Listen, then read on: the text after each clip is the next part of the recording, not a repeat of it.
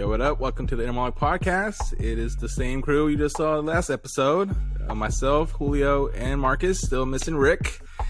And this time we are going to be talking about cars. So, Julio, there is some kind of subscription model we introduced to cars? So, yeah, a lot of car companies are starting to jump on this bandwagon that, if I'm not mistaken, got started by Ford about a year or two ago. Where they started doing like subscription service through Lincoln, and then started putting in like on the more higher end Ford models for stuff like their infotainment system, what they call car entertainment nowadays in cars. And it started out with like an app, like with apps that can track stuff like, your maintenance needs to be done, or hey, you have like airbag recalls or whatever. Well, now these apps are starting to have more control of the car, like tracking parking. Your alarm went off, you can auto start it, turn on the AC or the heater from your phone, and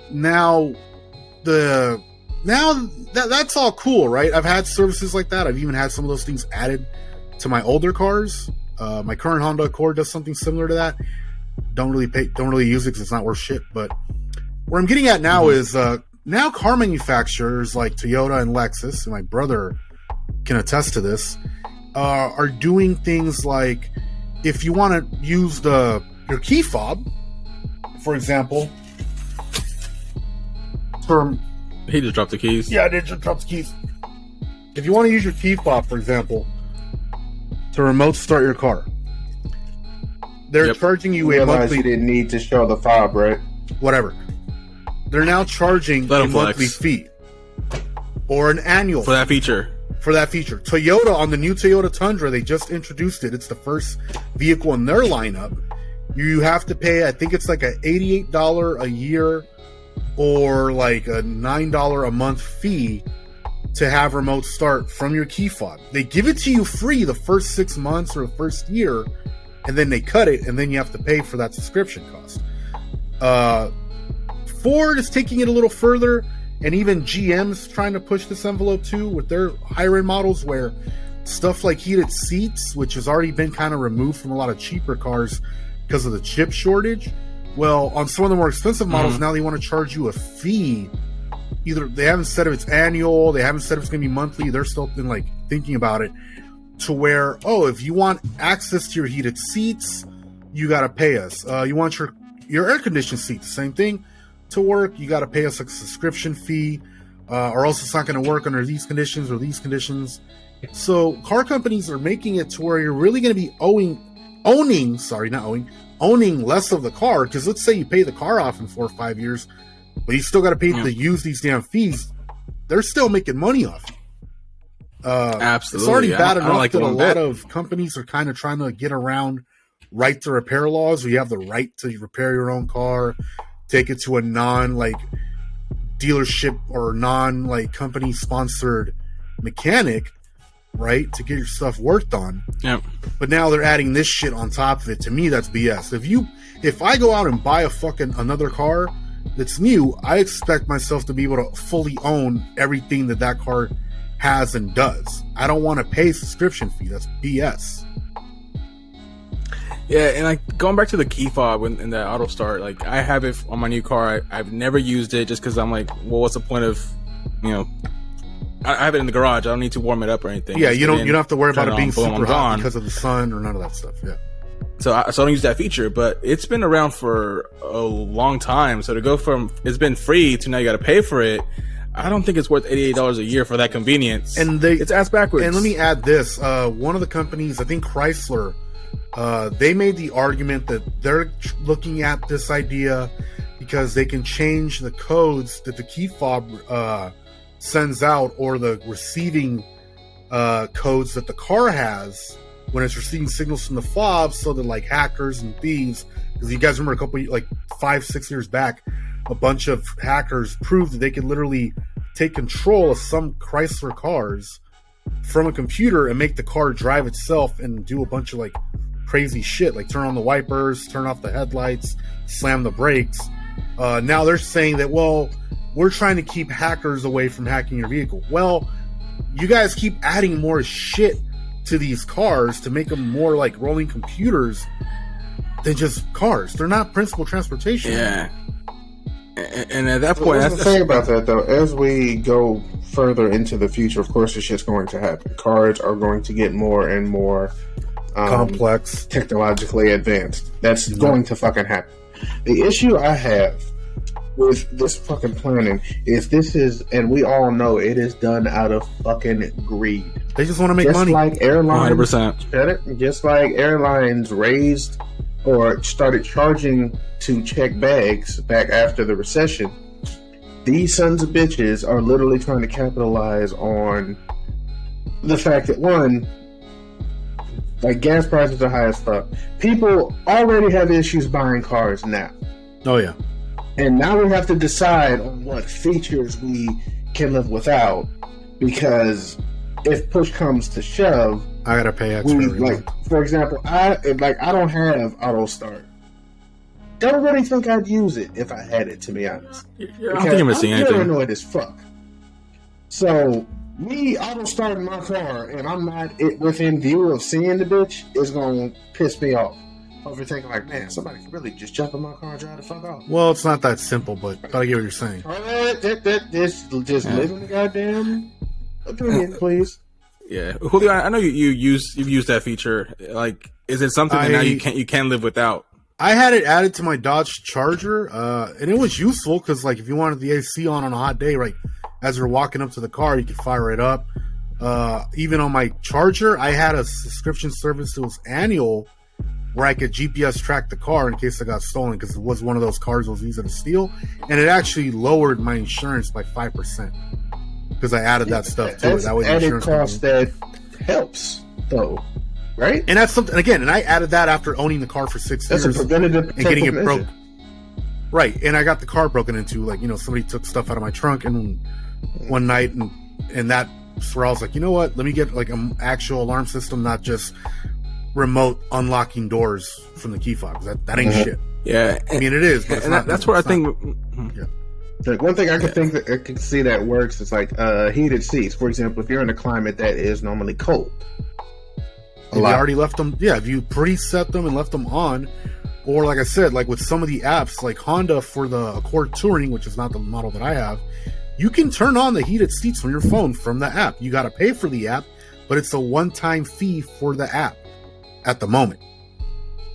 I wouldn't doubt that they're not looking at this idea either and saying, hey, we can make some money off this, so we charge like an annual fee or whatever. Yeah, they're going to get a lot of backlash, and people are probably going to go towards buying used cars over buying the newer ones, because it's a slippery slope. If they can start charging now for the feature of actually rolling down your windows or using the moonroof, right? Like, where do you draw the line? That's like rolling down your windows is not necessary. I know, right? It's like if I get pulled over and I'll open the door, that could make the difference between me getting shot or I can't open the windows, sir. I haven't paid for the windows this month.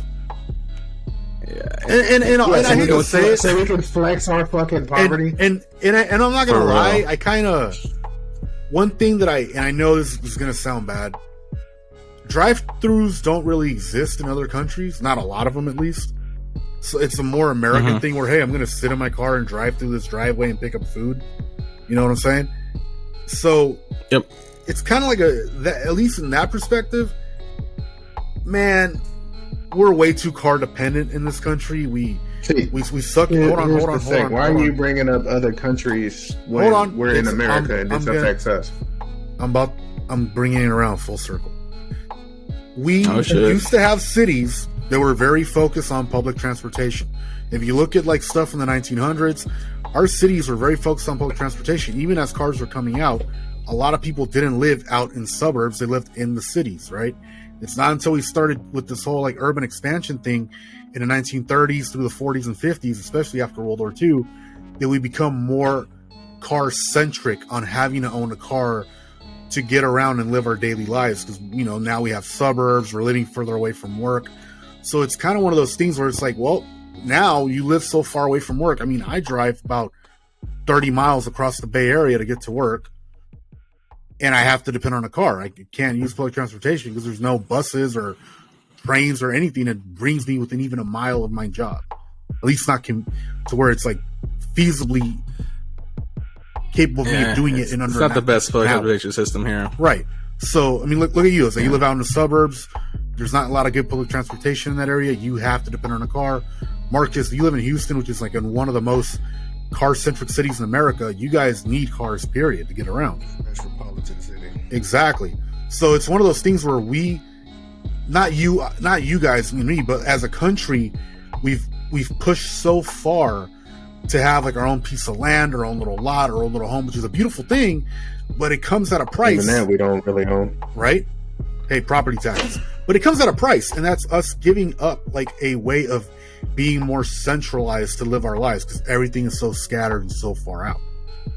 And that's where I think car companies know, hey, like when it comes back to stuff like this, like subscription models for certain features in your car to work, they can kind of take advantage of it. You know, like, hey, you live in a winter climate. There ain't no kinda.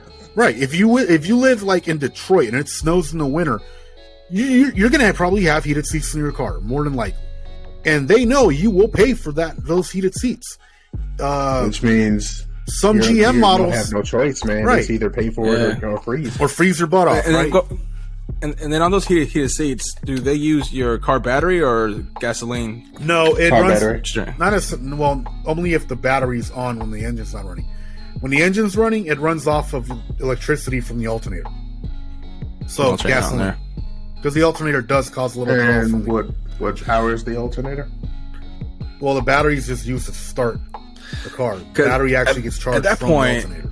The battery is a stored device that stores power. Yeah, the alternator alternates that power. No, in a car, it creates the power to charge the battery, dude, and all the other electrical systems. Look it up. So that makes even less sense. Like, look it up. I know exactly how a battery works. We're not talking about the car battery. owner is. If the car owner is paying for the battery or for gasoline, why am I still paying for the use of the heated seats? Right. Why am I paying for the use of the touchscreen that I use to play the radio, to play my music, to pull up maps from my phone directly to the screen so I don't look down on my phone to look at Google Maps and get to a fucking accident? Right? Yeah. That's doesn't the make purpose of having sense. these It doesn't things make sense. like Apple CarPlay or Android Auto show you maps on your screen that's mounted high on the dash, so you're not looking down or looking away from the roadway, you're just glancing over. So that's where, like, I think auto companies are fucking us over. I think they need to get their shit together. I think a lot of these executives are just really trying to penny and pinch everybody. I mean, if it gets to the point where I have to buy used cars the rest of my life and buy stuff from the mid 2000s, you know what? Yeah, it's cheaper. Used cars. It's cheaper for me to fucking buy parts here and there and keep the car running as long as I find something that's in good condition than it would be for me to spend. Watch them discontinue those parts. I know, but it's still. I would not see here's that. what I'm saying. I'd rather do that than pay Go to war. what the average price is of $45,000 now for a new car. That is the average price of a new car You purchase. can lick the dirtiest part of my taint if you think I'm paying that. Mm-hmm. Dude, it's too much. Like I get. Yeah. Every couple of generations, there's more features, and there's inflation involved. I don't need it in the car. I need it to get me to work so I can pay these bills that never die. But you will one day. And then passes on to my bitch. Fucking bills, death, and taxes are the only certain things in life. God damn. Yep, that's true. Yeah, for sure. I hope these subscription models just die and they'll catch on. I really hope they just like, you know what, there's too much backlash. We could be bankrupted. Unfortunately, there are people who don't mind it. My older brother, rich people. He's not even rich. I'm not going to get into the details of his life, but he's not in the best financial condition at the moment. But he bought a brand new Lexus last year, and when they told him about the whole subscription thing, he was like, "Yeah, no big deal." I'm like, but that he's means willing to pay for that shit. He's got rich mindset, which is stupid because it's like, dude, that means you don't fully own the car, and he paid it whole in one shot. But to me, you're still going to pay subscription fee. That makes no sense. Don't own your car, then. That's like property tax. They can come and take your car because up until this stupid ass shit, what was pretty happens? much the only thing you could literally own that was just about as expensive as property. Well, you got to register it too, and if you don't pay registration, that's also a downside. But you know what I just thought about? They're not going to take your damn car. Do you think they'll take your car if you don't pay these subscription fees? What if I just rack them up and don't pay them? Will I get the even if the car's paid for? Do you think I'll still get my shit repo? Yep. I want to see how that works. I want to see how that works in court. Well, if you go to the dealership sustained by bureaucracy, so they're going to find a fucking way. Hold on, what did you say? Just don't get your car serviced at the dealership because I'm sure they'll turn that off. Like, oh, you're past due on this. Oh yeah, here you go, dude. Honestly, I went to Honda about that whole paint issue, and since then, because they blew me off, I was like, all right, this car's never gonna see one of your dealerships ever again, and I have not since taken it to a Honda dealer. I've had my own private mechanic do all the maintenance work on it. Runs fine. Everything's still good. Honda can kiss my ass. Actually, Honda Japan, if you're listening, your dealerships in the United States suck dick. There's no way in the hell they're going to fucking see this. Never know. Never know. And they're Japanese. They don't give a shit about us. No, yeah, they do. They just want our money. Sometimes not even that. Okay, not going to go that far. Anywho, that's all I got for this week. I don't need to go far. It's the truth. Well, thanks for sharing, Julio. Shit felt better here. Yeah, cool. All right, so we'll wrap up this episode. We'll come back with another one real soon. All right. Later, guys. Later.